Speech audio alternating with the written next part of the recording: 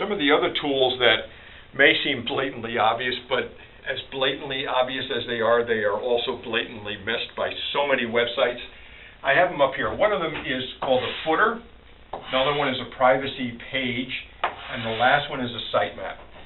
The footer is probably the most important thing on your website page as far as the rules are concerned.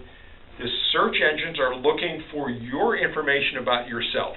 They're looking for your name of the website, your address, your phone number, your zip code, your copyright, all rights reserved. Your copyright, if you have been building or been in business since, let's say, 2008, and this is now 2014, show that.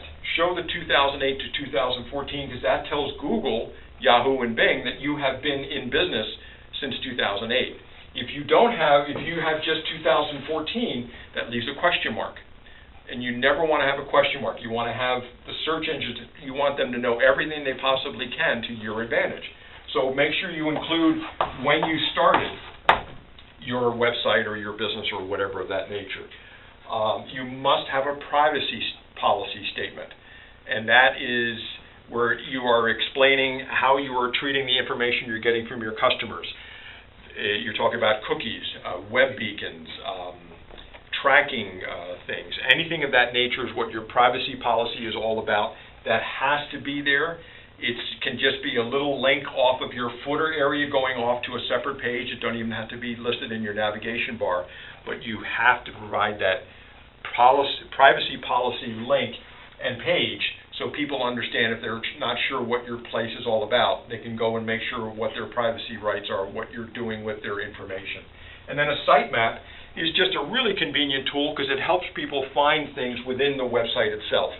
Many of your pages, you'll have a main page, and then you'll have sub-pages off of that, and then you'll have sub-pages off of that.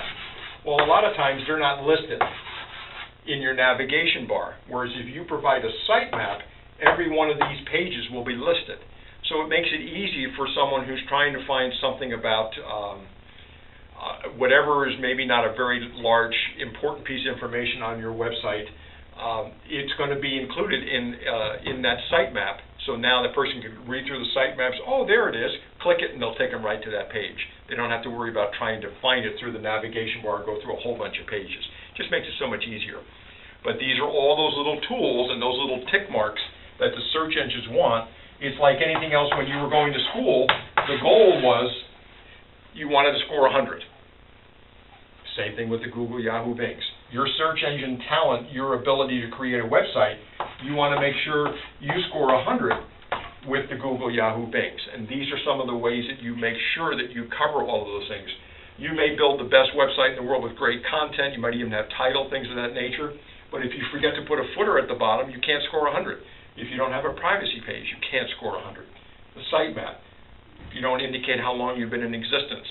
All of those things. You might get a 90, which is really good, but if you're in a very competitive business, you'll never get on page 1, because the ones who are on page 1 have all of these things taken care of. It's all there if it's a competitive business. If there's no competition, then you don't need any of it. So it just depends on what your competition is, what kind of a niche business you have. Okay?